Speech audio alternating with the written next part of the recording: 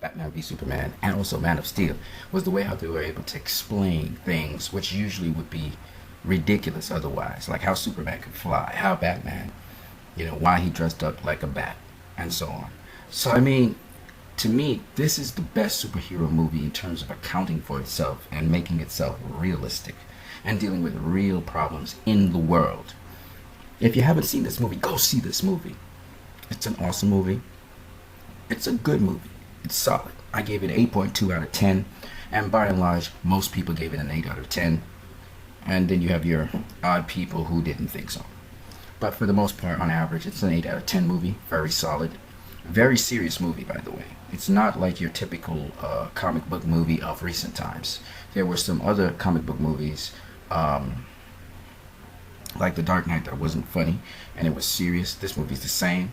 If you're going to see this movie, remember, like I said, it's kind of like a Tarantino movie. There are a lot of movement in terms of venues, in terms of moving through characters, and also in terms of moving on the timeline. Even though the timeline's pretty much consistent, it's a very consistent timeline. So you're going to be able to connect everything together.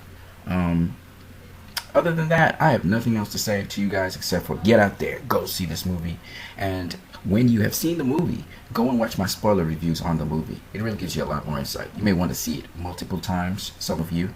If that is the case, you need to hurry up and go see it today, and then you may be able to see it again tomorrow or maybe even later on today. But don't procrastinate. Don't let negative reviews of the movie keep you from seeing a movie that you probably would think is the greatest thing since sliced bread. Some of you. Others of you will say, it was a damn fine movie. It was a good movie. The thing with some people, like we have commented and had discussions online, they had preconceived ideas about what this movie was and what it was like. They never really gave this movie a chance, whether it was they went in with a bias or whether it was they went in with expectations of how the movie would pan out. And the movie did not do anything like that in terms of expectations. And I was glad. I was actually happy about that aspect of the movie. That I couldn't predict what was going to happen next, that I couldn't predict the outcome of the movie. Just the way how everything was handled in this movie, I really enjoyed. It wasn't your typical cliche speeches. I hate cliche speeches, and in superhero movies you see it quite a lot. Not in this one. It's pretty airtight for a movie. It's pretty realistic for a superhero movie with superpower beings. For now, I'm gonna go see it sometime this weekend. I'm gonna invite a couple people as well. Notice that almost every cinema I went into, except for one, were filled. People who don't go to movies went to see this movie. People who don't really like comic book movies went to see this movie.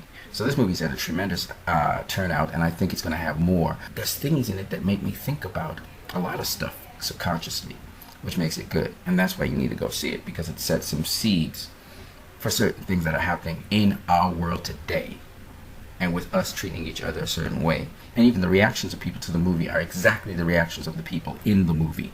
It's really one of those movies that's truly reflective of ourselves as human beings. I love it. This movie addresses much more serious, relevant, and important things than a lot of superhero movies I've seen before. Unbreakable is probably my favorite superhero movie, and it's strange. People don't know about Unbreakable that much, but I think that's my number one superhero movie. I'll have to go watch it again.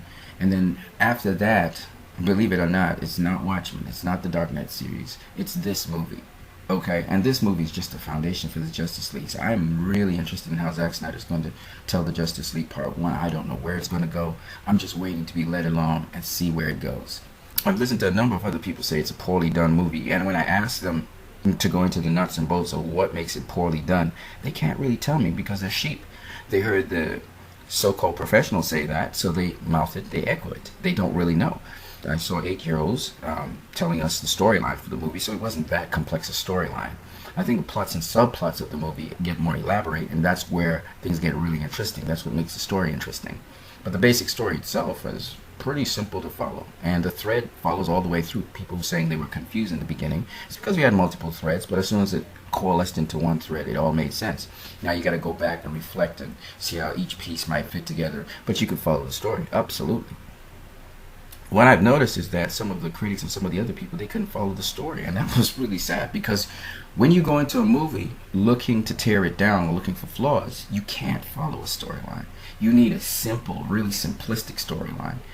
And a lot of these people go into comic book movies expecting some sort of simple storyline. This one it's a simple storyline, but it also has subplots. It also has a number of different threads because you have a number of different characters all at once doing different things. So you move from scene to scene to scene. If you watch the sitcoms, like Grey's Anatomy, I mean any sitcom, okay, or any television series, they move from one scene to the next scene. Now, Zack Snyder, sometimes he would use abruptness to move from another scene to another scene to give you that jarring experience like a horror film. So he kind of moved through different genres because of that. It's a thriller action movie. People didn't know. You're piecing together a story like a detective as you watch it go along. It's pretty much all to it. It's easy to follow. The elaborations of it, though, are what give it the depth. And those details that Zack Snyder puts into this story is what makes me have to go rewatch it a couple times because I like to get all that juicy detail. So anyway, for those of you who haven't seen this movie, go see it. Go see it. It's a damn fine movie. It's a really good movie. Those people who said it could have been better, they're talking about breaking up the movie into 3 separate movies, which is not, it was never possible with Warner Brothers. They had to do one movie to launch the Justice League. And they're talking about the movie was rushed. The movie was not rushed, okay? There was a certain point in the movie where the pacing was rather rapid. It started to move quickly. You had to just follow the pacing, and it was coming down to the end, and then it slowed down again. Let's keep it going. This is how movies move. They slow down a little bit, and they still keep on accumulating cash. And we're not even 8 or 9 weeks in yet. So let's see how far this movie goes. You guys have a great one.